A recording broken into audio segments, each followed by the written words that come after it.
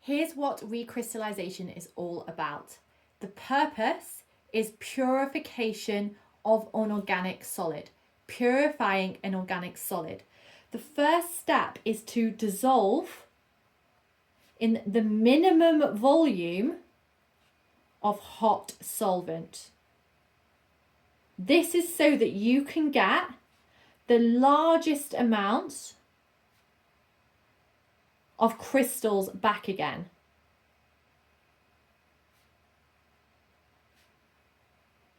We would generally take a water bath, your sample, your impure sample, for example, aspirin, and the solvent that you have decided to use, that your sample dissolves in, but it's not too soluble. The second stage, once you have dissolved in the minimum volume of hot solvent, is to do a hot filtration. Because if you have chosen a solvent that your sample dissolve in, anything that hasn't dissolved is an impurity. So this stage is to remove insoluble impurities. Once you have hot filtered and removed the insoluble impurities, you then need to cool and crystallize.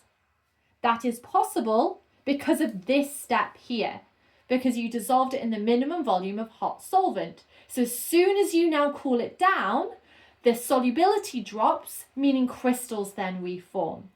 Then you cold filter, and this is often under reduced pressure, which requires your Buchner equipment, and you wash with cold solvent. So you might, if you are using aspirin as your sample, take cold water, your solvent, and wash through. This is to remove soluble impurities. Finally, you would then dry your sample